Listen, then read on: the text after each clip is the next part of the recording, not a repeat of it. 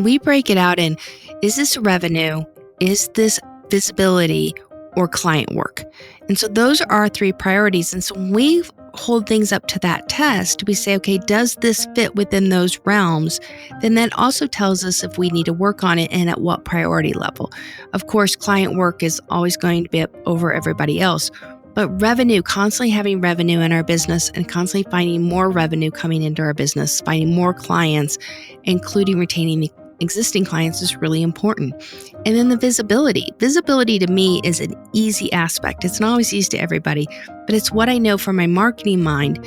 And so I tend to, when I get overwhelmed, to do the visibility things rather than the sales things. Because that's just naturally where my comfort zone is. Welcome to the House of Germar podcast, where wellness starts within. The House of Germar is a lifestyle brand, empowering women to live all in through interior design and personal wellness.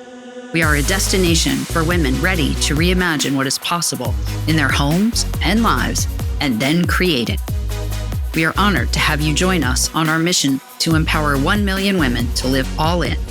I am your host, Jean Collins, and I invite you to become inspired by this week's guest.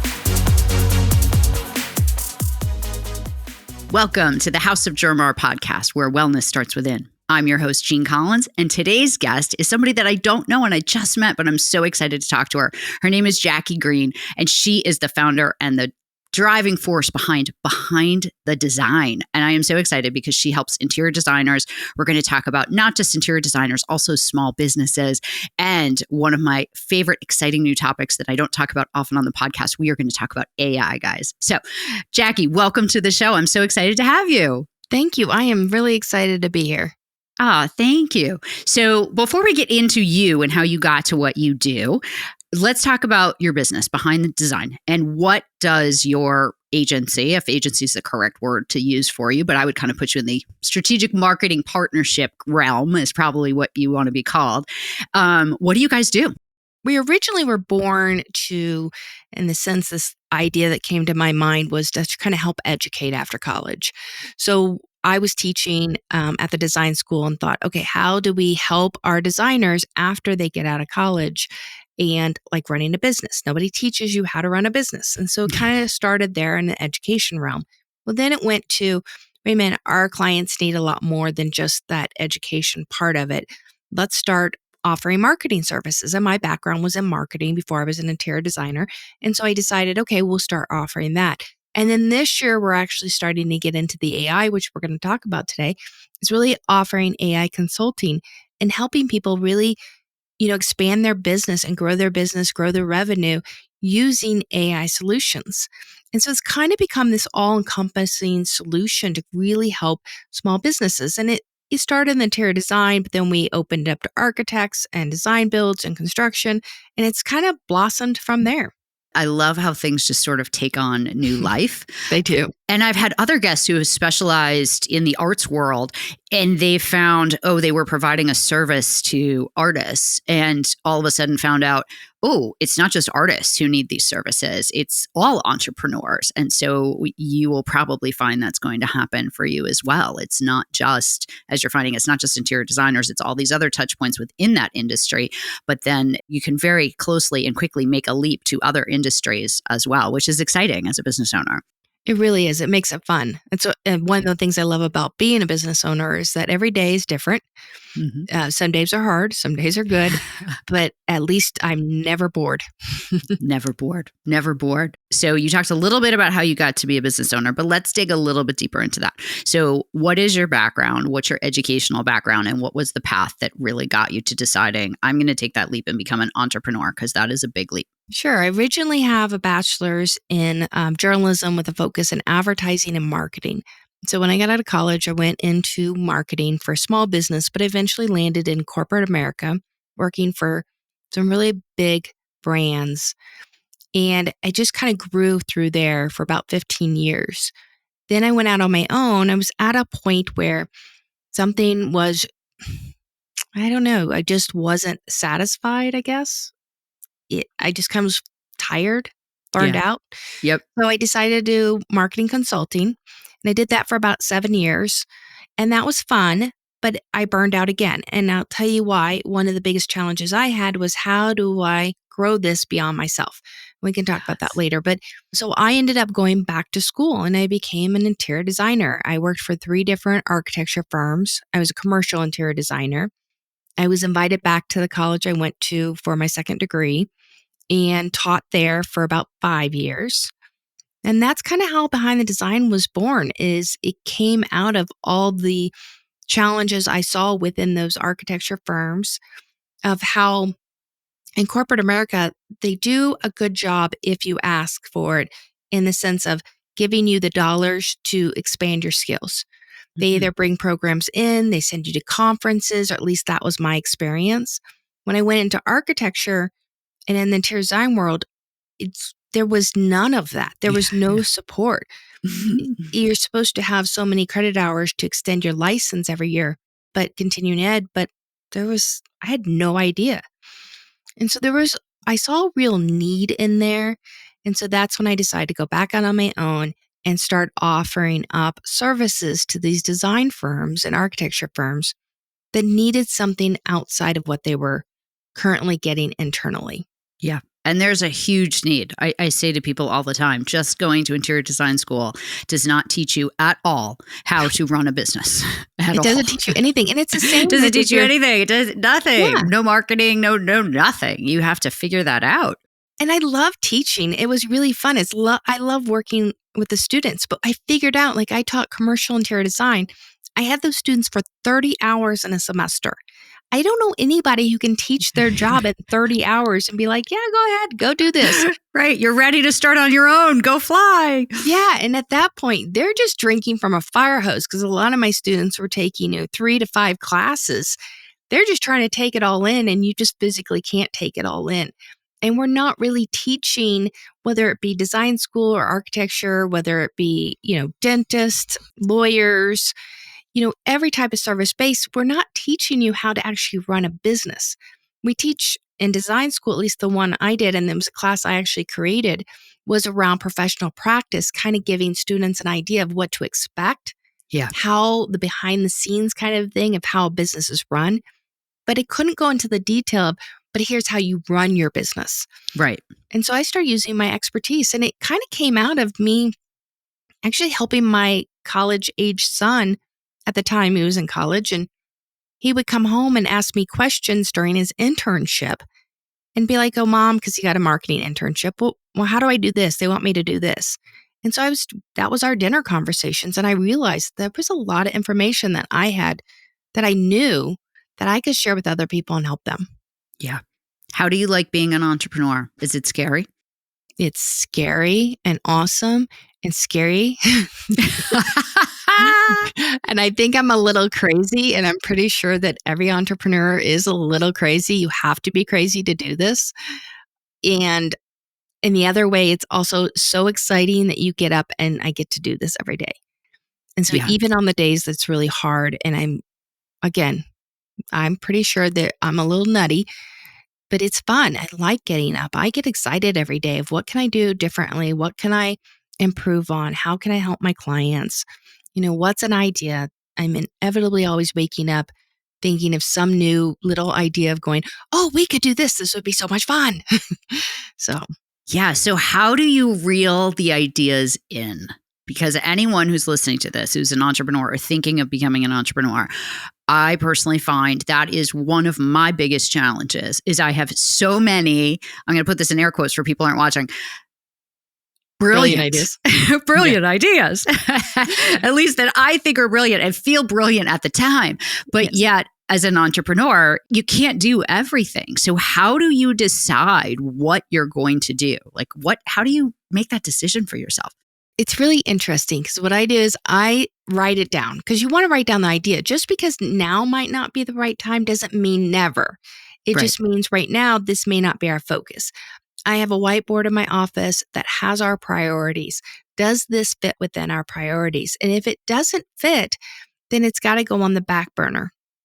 If I can slide it in there and it does fit and it goes along with our goals, then okay, let's explore it. One thing I started doing, I didn't realize I could do, speaking of AI, is I started asking Chat. Now, I subscribe and have the subscription to Chat. So I have taught it who I am, what my brand is, what I offer our clients. We have been chatting for a long time now, so I feel like he's a real person. And every morning I'm like, good morning, Chat. That's funny. And so I started giving these ideas and started sharing the ideas in Chat. I came out with this idea, Chat, and here, what do you think? Can you please go out and do some research and tell me, is this a viable idea? What would I need to do to make this happen? What are some of the, negatives of this? And I started kind of my research there and kind of looking at it versus starting with, let's just dive right in. Because it at least gave me at least a starting point of where I needed, if this was really an idea I want to go with, it gives me an idea of where to actually start and breaks it down. And so, like a lot of people, I suffer from this big idea. How do I break it down into smaller pieces? And as entrepreneurs, we have these great ideas, but we don't necessarily have the time, the detail to really kind of break it down to make it into smaller bite pieces and make it work. And so that gets me to the starting point. And that's how I kind of rein in those ideas. I still throw them in my little book and my little notebook. And yes, I'm still a paper person and a pen. I love paper and pen. But then I go back to them and say, okay, is it time for this or not time for this? And then the other part of that too, which I've really explored in the last year, is energy. Is there energy behind this? Is this making me excited inside? Every idea, when you get a brilliant idea, because they're all brilliant, Of course. We all get excited, but am I really excited about this? Let's sit on this for a moment and just see. And when I mean a moment, I'm like, let's sit on it for days, weeks, and kind of feel, how does my energy relate to how this works? I am not woo-woo at all. Got to say that. But working on my energy and understanding that inner energy, that we all are full of energy, has really kind of helped me settle down and really put the energy I have into the right things for the business. Oh, I love that. Have you ever done human design and had your chart read? I did. I did my chart a while back. I actually know a woman. I sit on a board with a woman who does human design for people. It's actually very interesting. And I found from a making business decision perspective, it really helped me to understand the best way for me to make business decisions, especially around the new ideas, understanding how my body naturally wants to function and the energy and the way that I naturally want to decide versus like jumping right in the minute I come up with the idea, which is actually where I tend to want to go, but recognizing that yes, just everything is a great idea, but having your pillars, having what are your goals? What do you want to stand for? What do you want to accomplish this year? What is trying to stick true to your brand? I think a lot of entrepreneurs struggle with that. And I'm sure that's something that you really help people, is to really identify, who are you? Because that's the other thing they don't teach in school at all anywhere, is like really trying to identify like, who's your target audience and who are you? Who's your brand? What's your uniqueness? Because a lot of people, I know I came out of design school and I was like, I'll design for anyone who has money. And it's like, and it's so true. And it's the case in all and businesses. You want to, right? And you want in every business, you're like, I'm an entrepreneur. I'll take money from anyone. But that's really, I don't want to starve. I'm going to just take this job, even though I know this guy's a jerk and he's going to, try to undercut me on every single thing. But I'll take it because I need money. And it's like, no, we need to back up and look at that. And that's not a good marketing strategy. Yes. And a lot of us need people like you to help with the parameters, with the guardrails, to help people identify, who are you? What is your brand? What do you want to focus on? What are your priorities for this year? And you mentioned priorities. And I think as we're moving into a new year, because we're recording this in January, I think it's important to write your priorities and also be okay to reevaluate those priorities 6 months into the year, because they might change. But you need some sort of litmus test to evaluate your ideas against. Absolutely. And we break it out in, is this revenue? Is this visibility or client work? And so those are our 3 priorities. And so when we hold things up to that test, we say, okay, does this fit within those realms? Then that also tells us if we need to work on it and at what priority level. Of course, client work is always going to be up over everybody else. But revenue, constantly having revenue in our business and constantly finding more revenue coming into our business, finding more clients, including retaining existing clients is really important. And then the visibility. Visibility to me is an easy aspect. It's not always easy to everybody, but it's what I know from my marketing mind. And so I tend to, when I get overwhelmed, to do the visibility things rather than the sales things. Yeah. Because that's just naturally where my comfort zone is. Of course, you always go to what's comfortable first. So when I started breaking it down, going, okay, hold on, am I doing a visibility thing, which is the last of the priorities at this point, versus a revenue thing? I need to work on the revenue before I work on the visibility. And that's really hard to do because the visibility is more fun. But back to your point on the branding and the strategy, so many business owners, especially ones that are new or just getting started, don't have a real strong strategy. They're just kind of throwing spaghetti at a wall going, okay, is this going to stick? Is this going to work? And when we back up and say, okay, what is our strategy? What is that audience we want to reach? Who is that ideal audience? But a lot of times we're afraid to go talk to that audience and actually ask them, hey, what do you want? What do you need? And that is one of the biggest mistakes we make as entrepreneurs, because I saw a stat the other day of, we know that the stats show that businesses, startups, really struggle to stay in business. It is a really high stat. But this statistics, and I can't remember if it was like 62% or something, of why companies fail is because nobody actually wanted their product. Ooh. And that's a really important aspect. If you aren't talking to your audience or that primary audience to know if what you're selling is important to them, just because you think your client needs something, it doesn't mean that they want that. Right. And there's a big difference of what they need and what they want.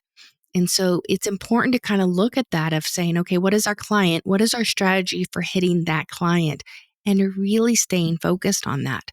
And that is really hard for entrepreneurs because we do have these great minds that give us these great, brilliant ideas all the time. Of course. Yes. Yes. Well, and you make such an interesting point because sales comes into, the whole sales adage of give them what they want, but show them what they need. And normally, especially in interior design, it's like, by the way, you do need this custom coffee table, but you have to give them what they want first. And then you show them what they don't realize that they need in their environment in order to really pull the room all together. Artwork is a perfect example in the design world. People will say I don't really care about the artwork. And it's like, oh, but then when you design a room and you show them this amazing piece of artwork that brings it all together, you're like, no, you actually need the artwork. You really do need the artwork. You really do. But when we look at it that way and think about it, okay, you're absolutely right. Let's satisfy that need first and then show them the extra stuff that really helps bring it all together. It does help. And it makes selling also easier for us. It does. Yeah, it definitely does. So let's talk about social media.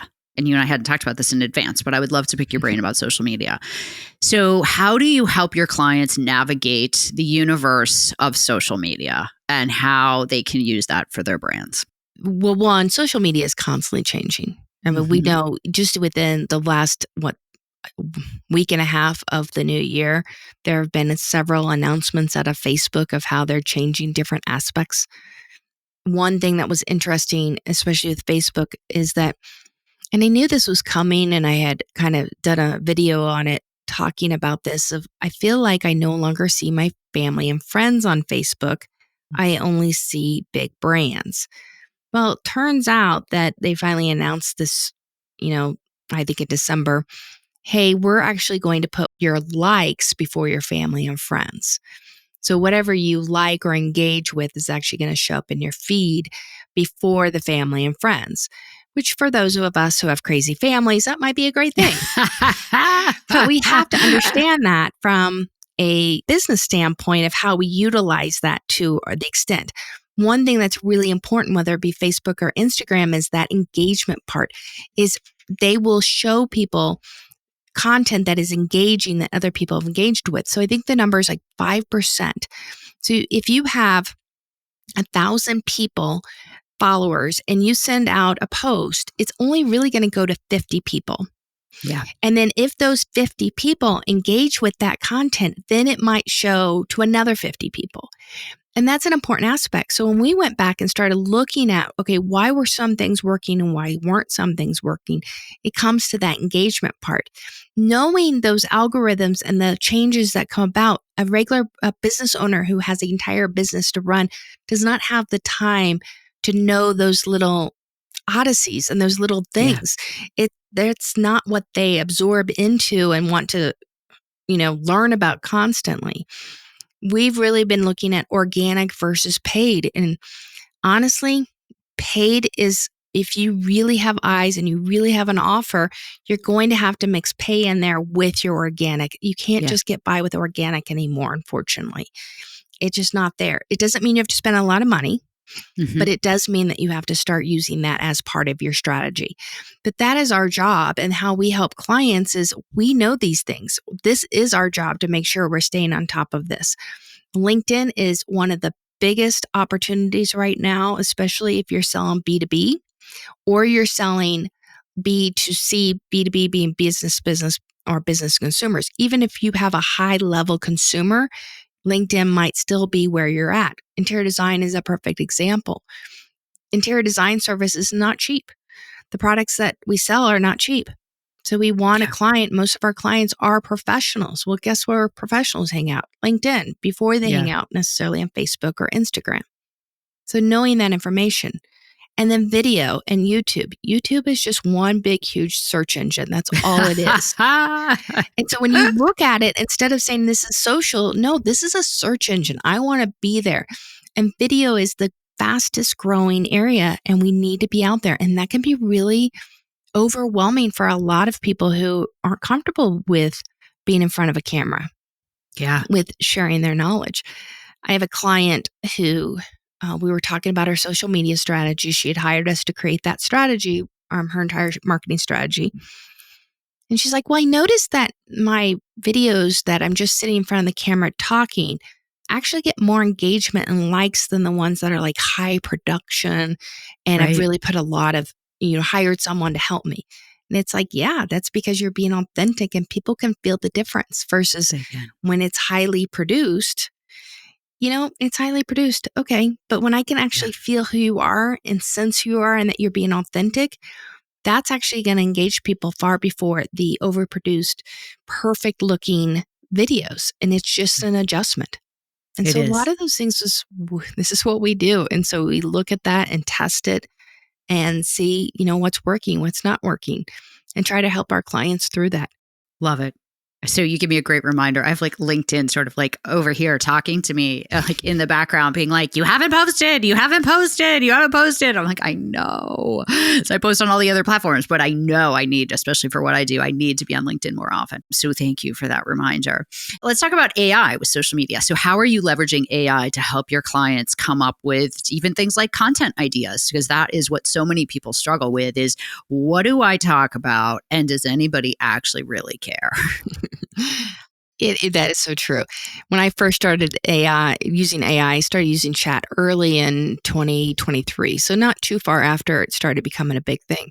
I felt like I was cheating. Yeah. So I would plug in there, and you and I kind of talked about this before.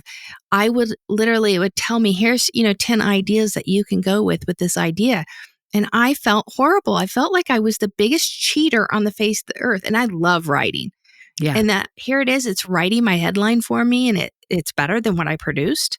Yeah. So it took me a little while to shift my brain and go, wait a minute, hold on. I have way too much to do. But that's the truth of the matter. I have these ideas. I know where I want to take this company. It is not moving fast enough. I don't know if it ever will move fast enough for my own drive and inner drive that I have. Why am I not using AI to help me with these things?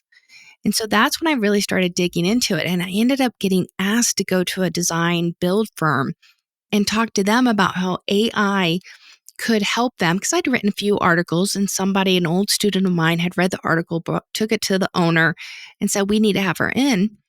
And I started looking at how the different AI programs could really help in different areas of that company. So Design Build is a company that does both the interior design, architecture design, as well as the construction part of it. And so for each department, and there were 5 basically, I looked at, okay, here's AI solutions that can help you with all these. I realized that I could help other small businesses with the same thing. When we look at AI, and yes, there is a negative annotation about AI that, oh, it's going to take over the world. We're all going to lose our jobs. Da, da, da. No, it still needs that human interaction. You still have to train it. You still have to use the information. I think instead it's going to make us smarter. It's Yeah. going to make us more productive. I think it's going to also help us more efficient and be able to better serve our clients. And so when we really start looking at it from that standpoint, it's like, okay, well, if I can cheat, where am I going to cheat at? You know, Right. so whether it be accounting, like QuickBooks, I was looking at the QuickBooks AI solution. I've used QuickBooks for years, but now there's a little AI tool that you just put in the invoice that you paid or the receipt that you have, throw it in there, and it auto populates. So I don't have to go in and type all of that. Wow, I still have to Ah, confirm it, yes. but it'll actually read it for me and type Yes. that in and put it where it's supposed to be. And that is Nice. so much more helpful than me sitting there typing this of going, okay, I bought this on 1/1. I paid with it with this. This is da da da da. Here's why it was, what the thing. It's saving time. So something that simple is Yeah. can really help your business and help you be more productive. And I really believe for small to medium businesses that this is a huge game changer, that you can get more done with the help of AI. You just need to figure out, and that's where we started offering this AI consulting service, because we wanted to help companies going in there and looking at what systems do you currently have that are really causing you problems. So whether you've formally written down the systems that you currently run your business, there are still systems there. Yeah. And so what we do is we help you kind of go through all your systems. Where are the efficiencies? Where are the inefficiencies? Where can AI help you? And figure out the right products for you and build that strategy and help train your employees, because that's really what's important is, how can I use this to cheat?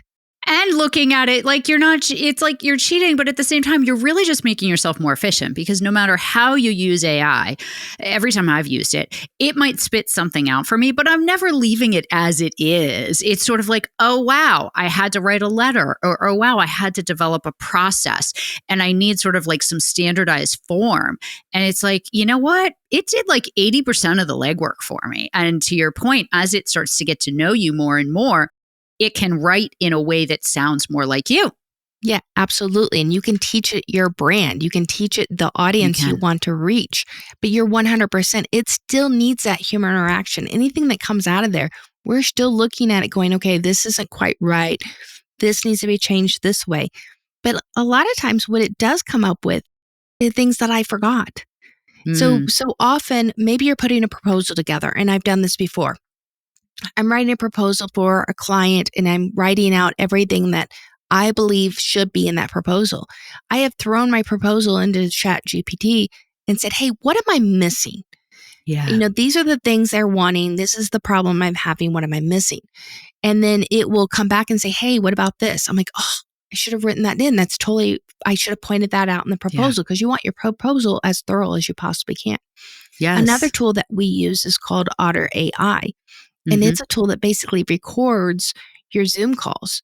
So if you're meeting with a client, say it's a prospect, Otter AI will listen in, will take notes for you, and then shoot out and give you, here were the action items for that meeting. Now it's not perfect. There might be something in there going, well, that we did discuss that, but that isn't a priority, or that's not an Right. action item. But it's a lot better than me sitting down after the meeting, spending a half hour going, okay, what were my notes on that? What did they say here? What was I doing here? It works, and it's not that expensive. And to No. me, to make sure that we're recapping that customer experience and then sending to the customer that recap. Now I'm going to change it. I do change it into my own words, my Yes. own format, but say, hey, here's a recap of the meeting. Do you agree with all these to-dos? Are we all set? You are confirming with the client that you are listening to them. They're also getting that feeling of, oh, wow, somebody's actually listening to me. We're moving in the right direction and we're going there in an efficient way. That's a great use of a tool. What I find is really cool about that tool is you are not focused on having to take notes on the entire conversation. And so it allows you as a business owner and as an entrepreneur to really be engaged with your client and listen to them and listen to what they're saying and have them really listen to you, because they don't have to be taking notes either. And so when you say to them, I'm recording this, it's going to be taking notes, I'm going to send you back a summary, then it's like, oh, wow, I don't have to be trying to multitask. I can just be engaged in the conversation. And I find the conversations are then so much more productive as a result. So it's like you have a much more productive conversation with your client and much more productive follow through that all happens so much faster. And you've cut hours out of that whole dialogue process by using AI. Yeah, you really have cut hours out. And I think there are tools, or I know there are tools in all different aspects of business that we can. Now, I do believe that right now we're seeing this crazy number of AI solutions coming out. I think the last time I heard there were over 1,600 solutions. Wow. There's no way anybody can know all those solutions and kind of evaluate them for your business, nor should you. And I think we're going to see similar for those who are old enough to remember the .com era, where when internet really came out and websites started coming out, and the .com made all these different services, and not all of them were really viable and weren't really set up to make money. They weren't sure how to make money yet at that point. And I think AI is going to be the same way. We're going to see some of these programs kind of merge together. We're going to see some improve. We're going to see some go away. And so it really is kind of a test of trial and error. Okay, let's try this app or this software and see, okay, does this help me? How does this fit within my system? Is this going to work? And so I think we have to also be smart about it and what is realistic and what is that going to look like. But I think that we're going to see this huge change. And I feel like if small businesses don't get on board, they're really going to lose out. Yeah. Because there's a lot. It can help you with your marketing material, so many different things. And I use Claude a lot. I had someone introduce me to Claude. I was using chat and I had someone introduce me to Claude for a different reason, for speech writing. And it was really helpful. And just, it has a little bit different spin. It's not as great. I have found it's not as great if I want like hooks for social media. You know, ChatGPT is like owning the hooks for social media for sure, right? But it's been really helpful in coming up with titles to things, summarizing speeches for me, summarizing things I've written.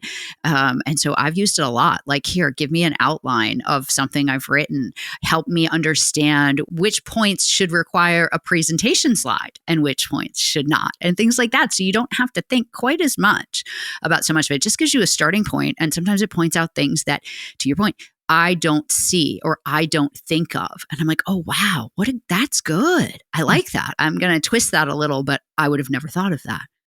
So it's brilliant. Yeah, that's awesome. And I'm still going to try that out, by the way.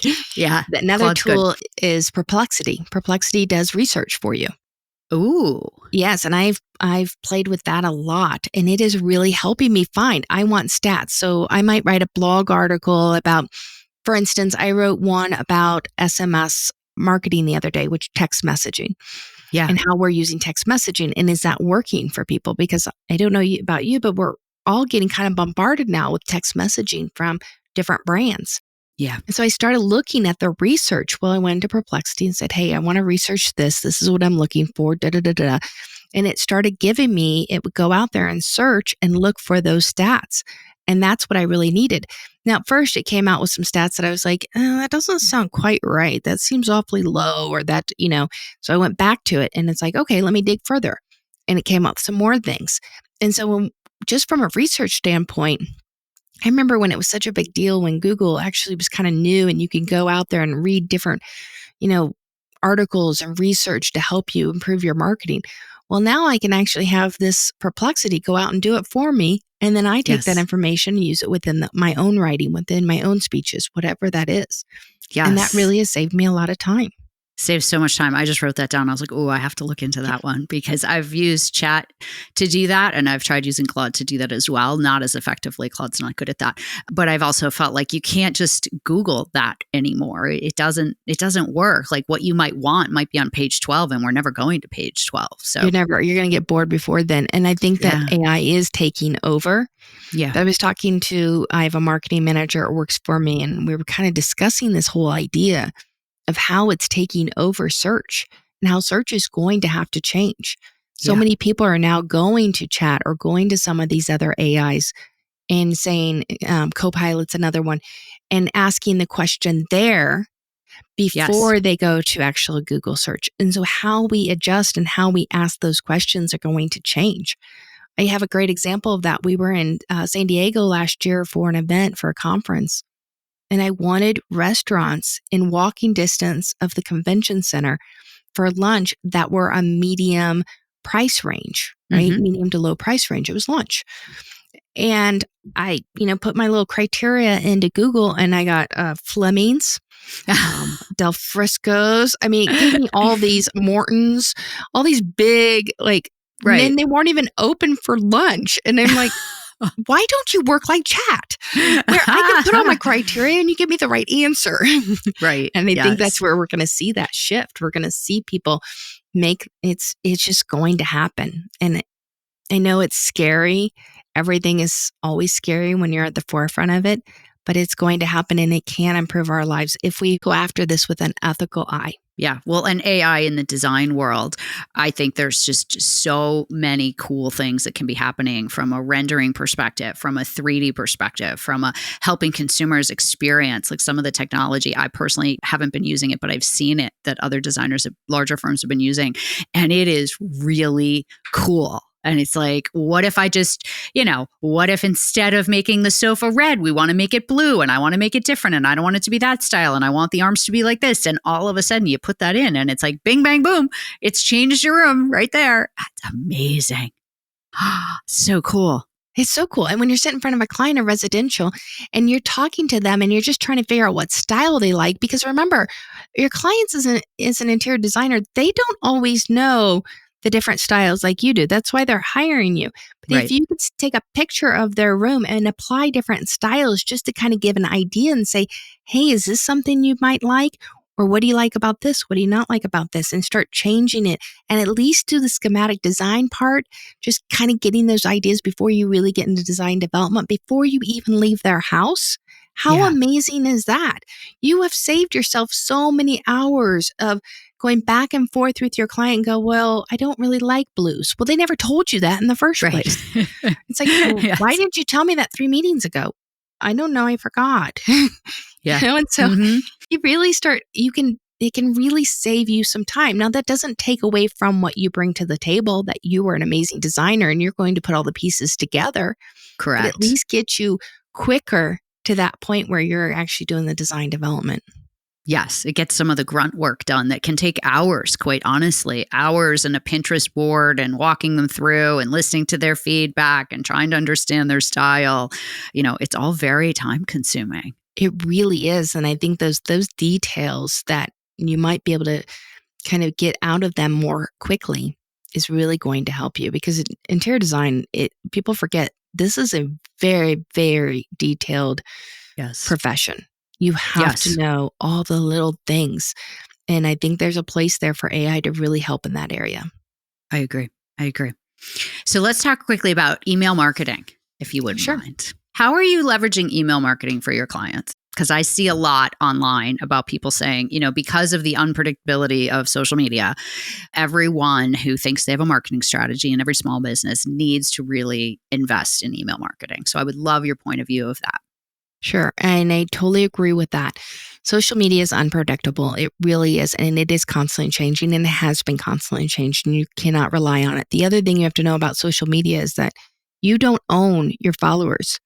That algorithm changes, your followers are gone. We actually got hacked on Facebook in October, and we're still being punished. We still can't get it back on Facebook. We lost our group, we lost our company page, and I lost my personal page. Just done. That entire platform is gone for us, and it will be gone for some time because whoever hacked it ended up putting content out there. And so even though I have physically talked to them about, hey, this wasn't us. You can clearly see that it wasn't us. We reported the hacking. And too bad, nothing we can do about it. And so all of a sudden, an entire channel for us blew up. And so we Yeah. really had to look at that and go, okay, well, what? And so it's a small business. That's painful. You're like, those are my followers. That's like my potential future revenue. Yeah, and it just disappeared. And so when we look at it that way, it really came to light. Yeah, I was preaching this and saying, hey, you need to bring them on to your own email list. And we have been doing that, luckily, but it really made a lot of sense. Poof, gone, done, nothing there. Can't advertise, can't do anything on there. And I just checked before I got on here because I wanted to see if that was still the case, and we're still being punished. Wow. So when we look at that, your email list is literally your gold mine, because there are people on there. And yeah, it's really easy to go, well, I sent out these emails and like my open rate's really like 5% or 10%, whatever it is. Yeah, but that might be the 5 or 10% that you can bring in right now that need your product at this very moment. It gives you an opportunity to constantly be serving your clients. It gives you an opportunity, or prospects.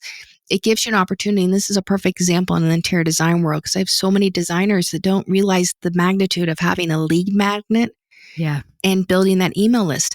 What happens is somebody comes to your site, they see a picture in a magazine or see something about you on one of the social, and they go to your website, and the website is still your foundation.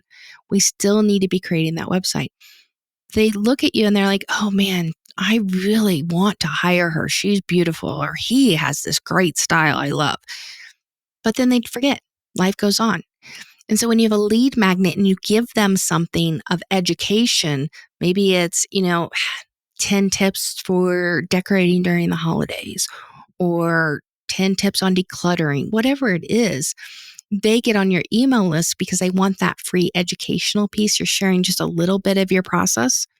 You have them in the hopper, so that when you start talking to them and continuously giving them more and more content, then of course you're staying on top of mind with them. Even if they're not opening it, even if they're not ready, they're seeing it in their inbox and it's still triggering. When I'm ready for that project, I know I'm going to hire her, or I'm going to hire him. And so it's really a huge avenue that we really need to focus on. And how you use your email list is so important. And you can do A/B testing. A/B testing is where maybe you test a different headline on a landing page or on an email. Only test one thing at a time. But give my little disclaimers. But there's so much we can do. We can segment the market. You can identify, well, okay, if these people asked for this lead magnet, then I know they might be interested in this new service that we're offering. Let's start marketing to them. There is so much that you can do, and you own that. It's not like social where it'll go away in an instant, or it changes and you're not being seen. You actually want to bring them into your own world. Well, and one thing I would think you could really help your clients with is, we all feel like, okay, a lead magnet. I read about this all the time, and I'm terrible at this. I do now give stuff away, but it took a long time. And I don't even necessarily give away the right stuff either, because one of the things I think we struggle with as entrepreneurs is like, our brain only has the capacity to think of so many things. And so I hear all the time, you have to have a lead magnet. And I'm like, okay, but what is my lead magnet? Like, what are my subjects? What would be interesting? And as I'm talking to you, I'm sort of like, once again, maybe that's an interesting place to go to AI and to go to an agency like you to be like, hey, help me develop an email marketing strategy so that I am creating content in a lead magnet that will actually stick, that people actually care about. And that's exactly what I was going to say. Just ask AI. Yeah. And it's not just ask AI. You can ask your customers, hey, what can help you with this? You can do one of the things that, as much as as an interior designer, a few years back, it's been quite a few years, but we redid our kitchen. And the construction experience was so hard on terrible. us. Oh, it's terrible. Terrible. Terrible. People have no idea I until knew they do this. It's real easy when you're going to a job site in somebody else's home. It's a Yeah. totally different thing when you're cooking on a hot plate upstairs outside your bedroom and you're cleaning dishes in your bathroom. Yeah. It is a totally different experience. So if that's a pain point for your clients while they're working with you, that might be, hey, here are tips on how to overcome the challenges of construction. Or it might be, this is what to expect while you're under construction. Eating out all the time was horrible. I eventually got so tired of eating out and missed my home cooked food. And You we do. don't think about that. And as designers, we're just like, yeah, your house can be torn up for a month. Well, a month is always at least 6 weeks, At least. if not 2 months. If not 2 months. Exactly. Yep. Yeah, I was one of those people. I had everything ordered. Everything was in the garage. We were ready just to, install, blah, blah, blah.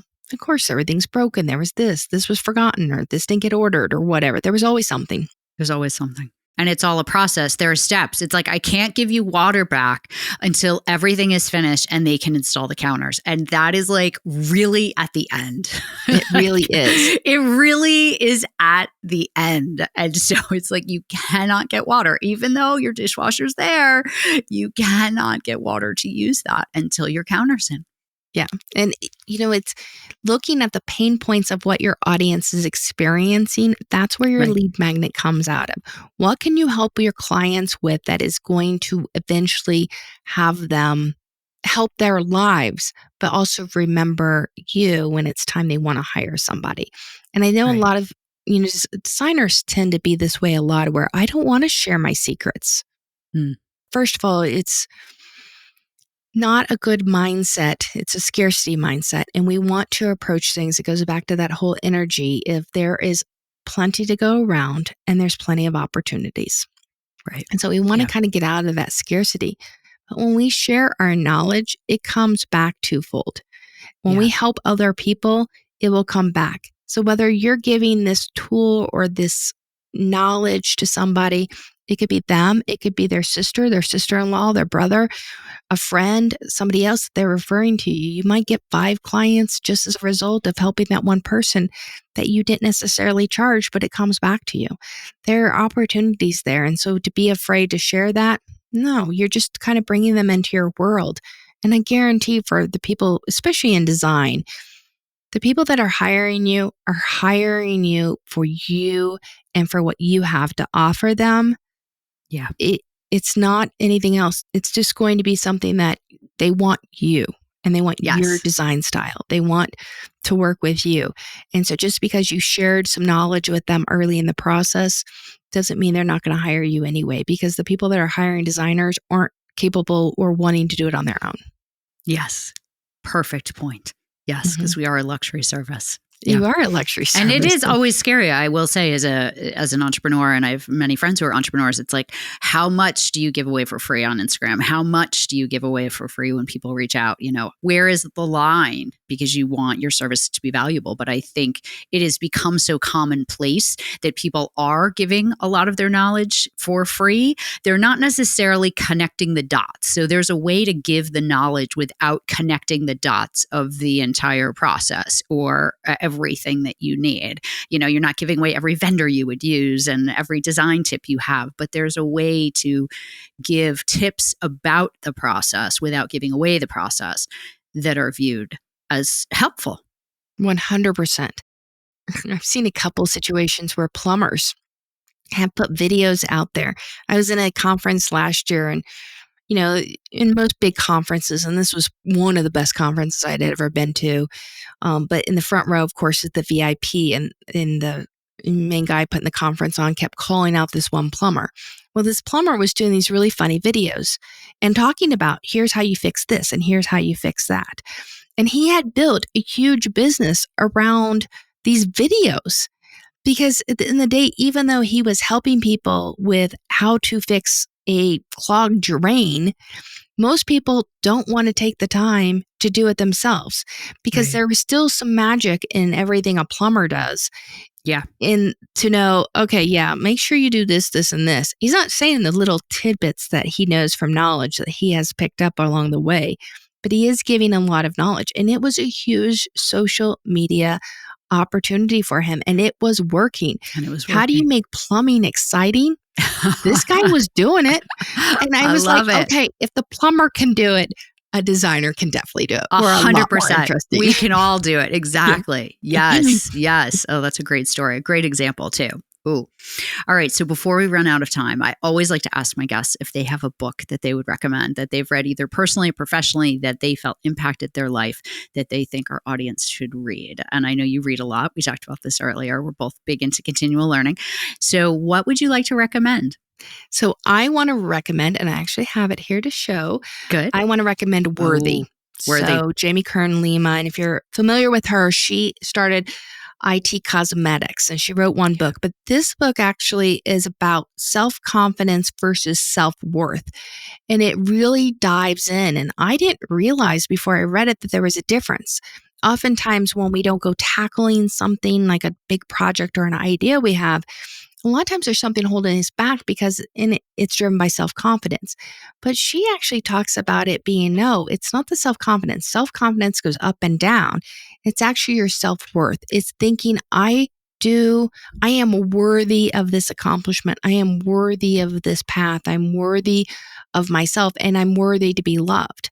And it is a really eye-opening book and really good. And you can tell I totally like it because I have stickies. I saw that. I'm a sticky person. I highlight. Me too. I do everything. I highlight. I fold pages down. I write notes on the side. I do all of that stuff too. Bought this book for Christmas for my stepdaughter and ended up starting to look at it before I mailed it out to her. And I was like, I want to read this. And so my husband came in. He's like, that was for McKenna. And I was like, yeah, I bought her own copy. Yeah, right. I'm like, I had to read it too. And I'm glad I did because it was a very good book. And it really, talks about imposter syndrome. It talks about different things that especially it talks to men and women, but mostly women, just the things that we do and think of. And I was like, oh, I could totally relate to all that. And it really, it was inspiring.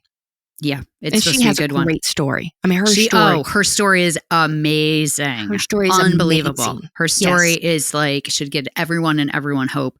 And also just a reminder, you have to believe in what you're doing and you need to believe in it more than anyone else because you will get no's and you will get people who think you're crazy and who don't believe in your business idea. And you really have to own it and feel it and live it and walk it. And her story is truly 100%. Incredible. And that resiliency of being told no, and still getting up and doing it again and over because she believed in our products so much.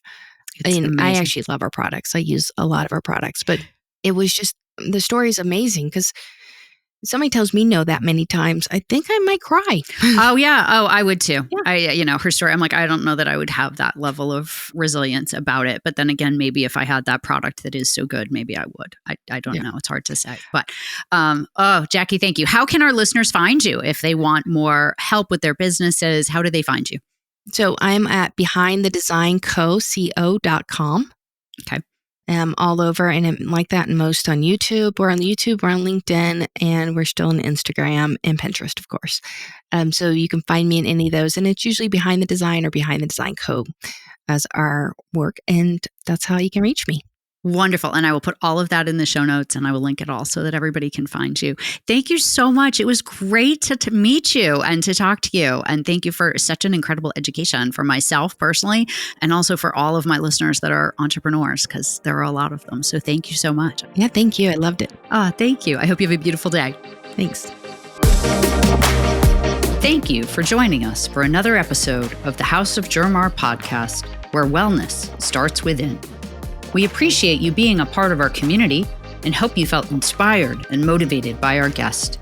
If you enjoyed this episode, please write us a review and share it with friends. Building our reach on YouTube and Apple Podcasts will help us get closer to our mission to empower 1 million women to live all in.